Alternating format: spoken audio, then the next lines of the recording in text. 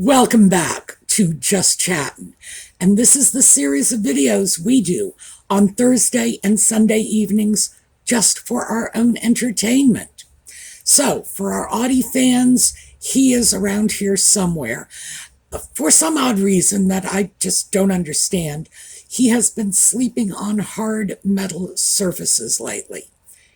He's got a fluffy comforter on the bed and pillows, and I stack this bed up it's like a scene out of The Princess and the Pea. So much fuzzy stuff for him to just sink into because, I want him to be happy. And because I'm not just a cat slave, I'm a positive sucker. However, he's shunning the bed, and he's sleeping on the washing machine and on top of the refrigerator. And it's like, if it's hard and metal, that's where he's sleeping. I can't explain it. But I imagine he will be out because he hasn't been anywhere for any length of time. He found a piece of craft paper, the stuff they stuff boxes with. Yeah. Boy, that was articulate. And he found a piece of that, and he's been chasing it around the floor. So he may well show up. Meanwhile, yellow. Oh, and there's plenty of yellow in this scarf. This is one of those scarves with like a design of a landscape painting on it. So some spots are, what is this? This is like white from heaven only knows what. And we've got brown leaves, but yeah, plenty of yellow all over one of these. Here we go. There, one of these tails. Plenty of yellow. So that is for Catherine. That is for Lex's mom. That is for everyone battling cancer. We are just sending our good wishes out into the cosmos for you. We have an interesting assortment of odd news today. Nutmeg is being quiet, so it's mostly stories around her. And, of course, the sock puppet is never quiet. He's always making mischief somewhere. So we've got sock puppet news as well. And all of that in 22 seconds after the intro when we return.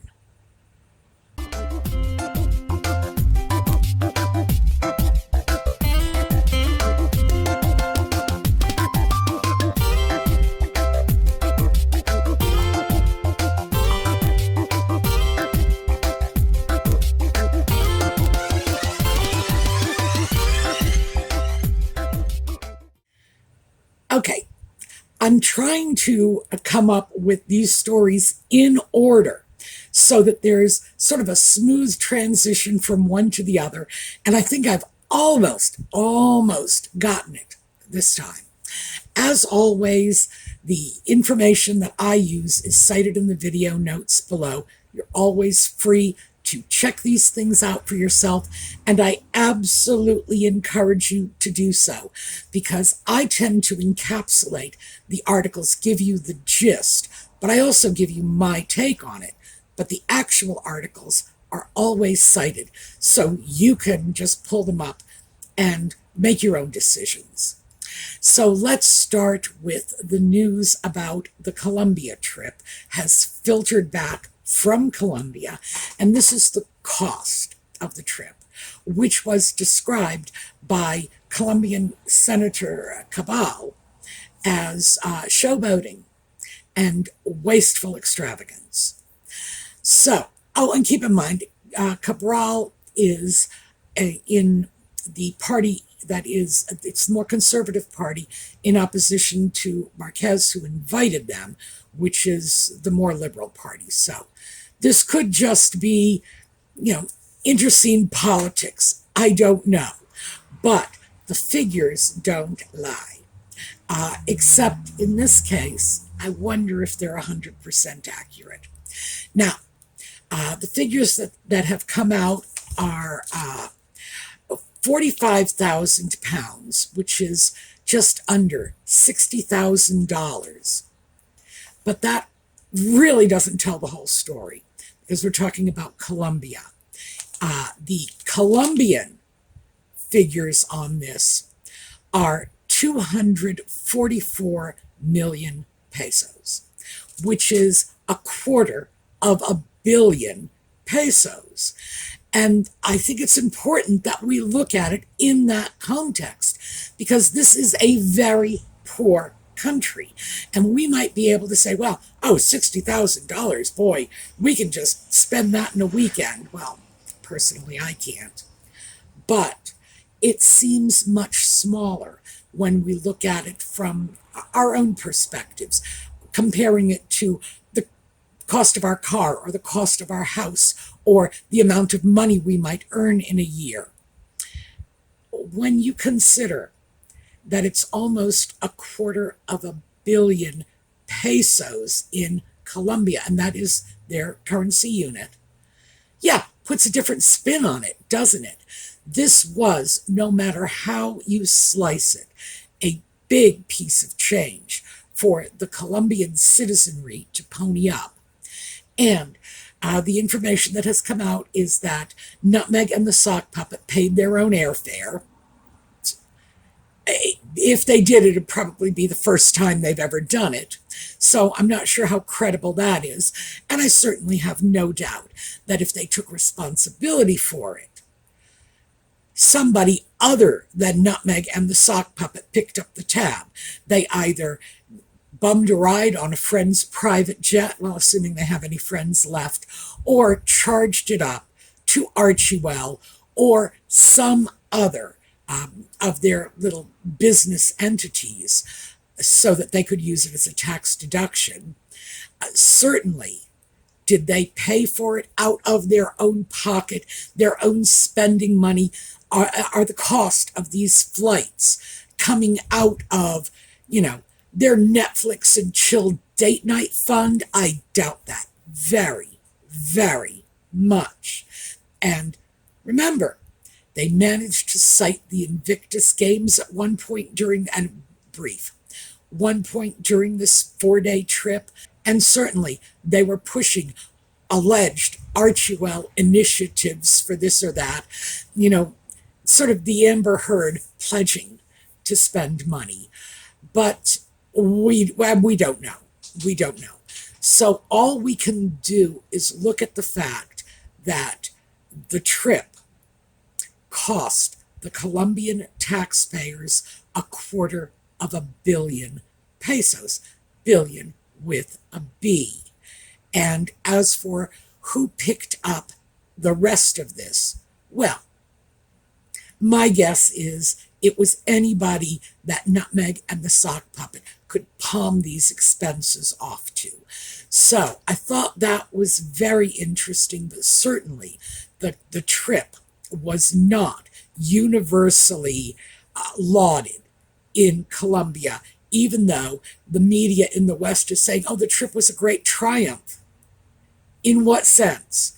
And the only real triumph I can see is Nutmeg and the Sock Puppet, who used the trip, and I mentioned this in a previous video, not to do anything to enhance Colombia's image in the world, but to enhance their own. And of course, Colombia was talking about, they were building bridges. That's what they're doing with this, using the trip to build bridges. With Nutmeg and the Sock Puppet, they are nobody. Obviously, the Colombian government was under the impression that they were building bridges with more important people than Nutmeg and the Sock Puppet, leading anyone to conclude that they seem to be under the impression that Nutmeg and the Sock Puppet are in some way representing the royal family. You don't build bridges with private citizens. No, you build bridges with other governments. And yeah, it seems pretty clear that there's a disconnect between the reality of Nutmeg and the Sock Puppet, who they are representing, and who they are not representing, and what the Colombian government thinks they're dealing with. So, all right, that one leads very nicely into next up, which is the Sock Puppet and his alleged plan to to return to the royal fold. And I know already many of you are at your keyboards or on your phones typing the God no, God no, God no response. Well, no matter what we may think about what is appropriate for the sock puppet to be doing vis-a-vis returning to the royal family, it does seem pretty clear that this is his goal, his plan, his hope, his dream. It's amazing how he had all of this for 30-some years and then made one silly little miscalculation and lost it all. But hey, isn't that always the way? So does he want back in?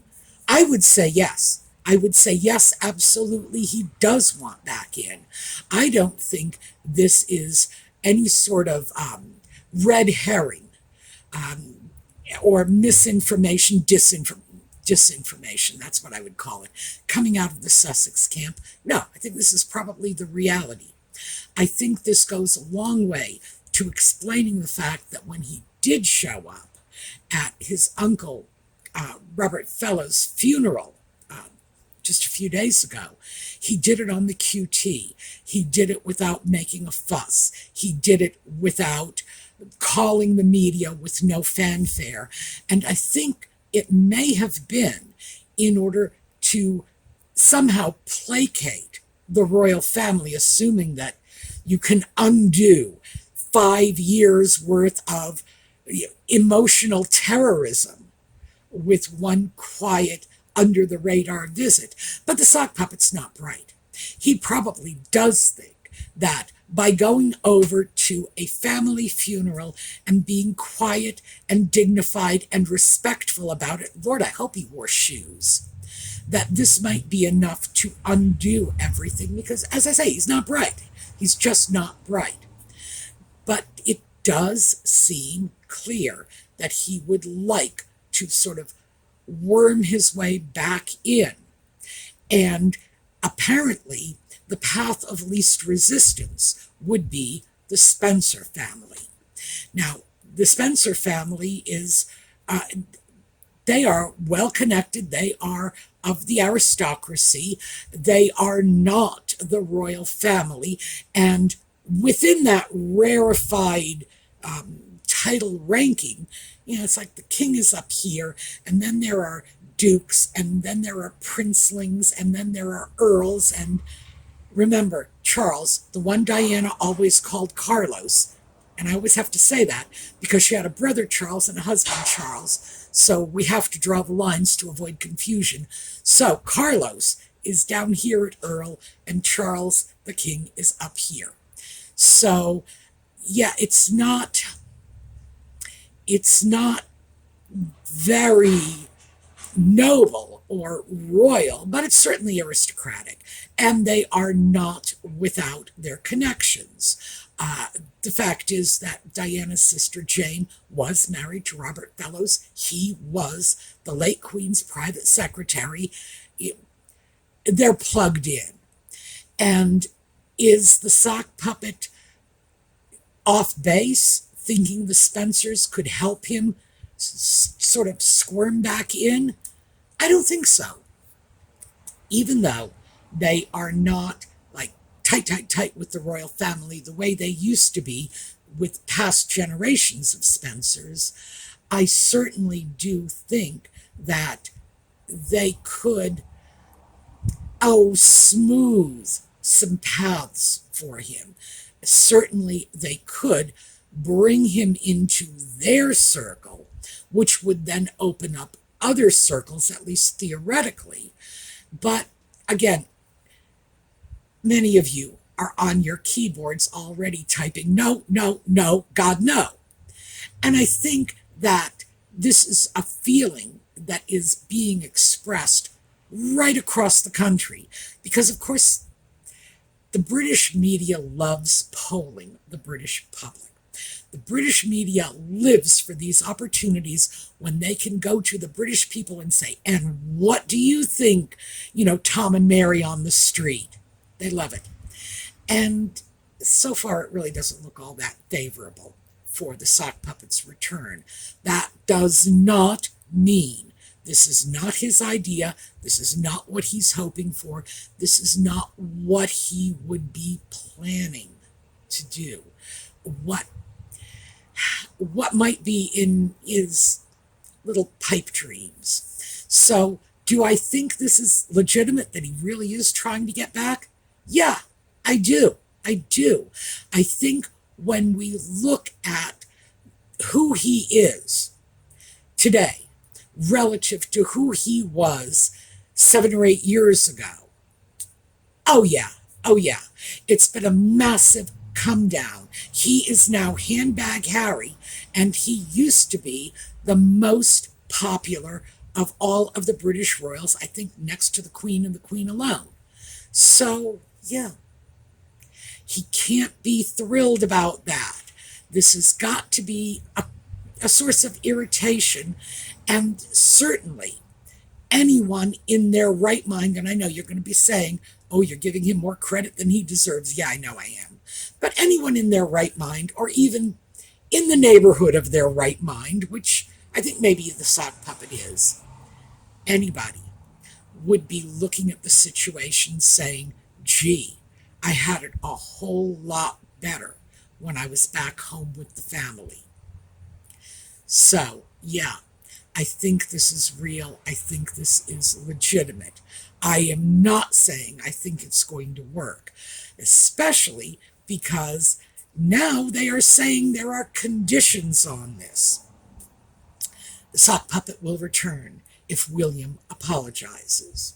The sock puppet will return with Nutmeg in tow, and presumably the putative children. It's like reborn dolls can be packed very quietly and discreetly in a suitcase, and they can even be stowed in the depressurized cargo hold. So, yeah, do I think those kids are easy to transport? You bet I do. They will come back if Nutmeg gets all of the pomp and circumstance she desires. Big house, fat paycheck, and picking and choosing the royal duties, the fun ones. I also think that this quasi-royal tour of Colombia and the previous quasi-royal tour of Nigeria, where she was declared a princess, wowie zowie. I think this is Nutmeg's way of showing the British royal family that she can be effective if they just give her all the bells and whistles and kowtow, dance to her tune, and let her do these wonderful little red carpet events, which is what she's always wanted. So, do I think any of this is going to work? Lord, no. Do I think this is what Nutmeg wants for herself, for her own reasons, and the sock puppet wants for himself, for his own reasons? Oh yeah, I do. I think both of them are beginning to understand that the retreat to the U.S. was not as glamorous and lucrative as they had expected. And that brings us to the third entry in this evening's video, and that is the situation with the U.S. Patent and Trademark Office. Well, it seems Nutmeg, with her American Riviera Orchard venture, made a number of mistakes, and they all boil down to one key mistake, and that is she thinks she knows the law. Why? Because she played a lawyer, well, it was paralegal and then a lawyer, on Suits for several years. And somehow she has, in her own mind, conflated that experience with a Harvard law degree. Here's the thing, and this is for the benefit of my U.S. friends as well as my overseas friends, because this is not very well known even in the United States. A law professor told me many years ago that in the minds of most people, the practice of law is split into two categories: civil law, which is things like divorce law, property law, lawsuits, but less adversarial proceedings, contracts, civil law, and then criminal law, when the long arm of the state is involved, when it is dealing with criminal issues that could get people fined or get them in jail. And so those are the two branches most people see in their minds. Remember, the person I got this from was a law professor. And he said, no, that's not what it is. It is patent and trademark law and everything else. And he went on to explain that patent and trademark law is so specific that usually you make this your specialty before you even leave law school, because there's so much study specifically related to patents and trademarks. It is such a highly specialized branch of law that if you go into a patent or trademark application without a patent and trademark attorney, you might as well be going in with the fry cook from Burger King, because it's completely different. It's absolutely completely different. And he's right, by the way. Well, I mean, who would I be to question a law school professor? But I did a lot of checking on what he said, mostly because he raised a lot of issues I wanted to explore further. And yes, highly specialized. Nutmeg did not get a patent and trademark specialist attorney. And most of them are located in a small cluster around the Patent and Trademark Office in DC. It's just, they're in their own little universe, but it's so specialized that if you do not have the education and the experience in this field, it's like you're just stepping out into quicksand, which is, of course, what Nutmeg did, because, hey, playing a paralegal for, 6 years on Suits isn't even a Harvard law degree, never mind a specialization in tax and patent law. Trademark and patent law. So it isn't. And she screwed up. She attempted to trademark a whole boatload of stuff that she cannot trademark because the terms are too vague, or because she did not adequately detail the items for which she was applying for the trademark. A trademark and patent attorney would be able to tell her this simply looking at her wish list back months ago when she first got this nitwit idea into her head. That's when the attorney would have said, you can't do this. Here's what you have to do. You have to be more specific in this area. You have to be less specific in that area, etc., etc.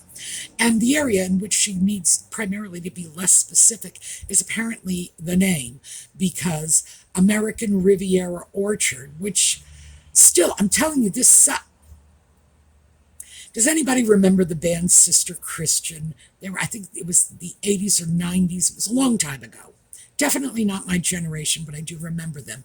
I remember a story they told about how they got their name. The band members just wrote random words on slips of paper, and they pulled two out of a fishbowl. Sister Christian. There you go. That's what American Riviera Orchard reminds me of. Like just word salad pulled out of a fishbowl.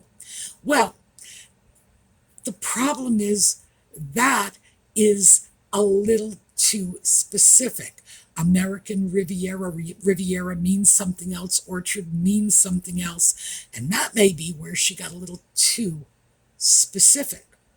She probably needed to get a little more vague about that, although I don't see how you could get any more. Well, American Riviera Orchard, actually, it's nonsensical rather than non-specific or too specific. But I don't even like that. So she might not even be able to keep the name. And she has 3 months to sort this mess out. And here's the problem. As far as the media reports are indicating, this activity is still being spearheaded by the same attorney she started with, who is not a patent and trademark attorney. So yeah, interesting. We'll have to see how this develops. But yes, she does not have the legal advice she needs.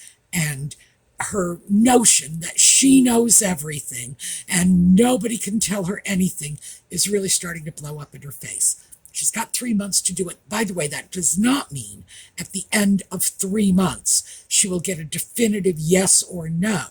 They could give her an extension beyond that as well. That part is unclear, and I think that's at the discretion of the Patent and Trademark Office. They may well say, well, you came close, but we'll give you an extension to deal with the remainder that we would just like to see better clarified. So, are we looking at 3 months as a definitive cutoff point? Not necessarily. But yeah, it just shows how half-baked this whole scheme was from the start.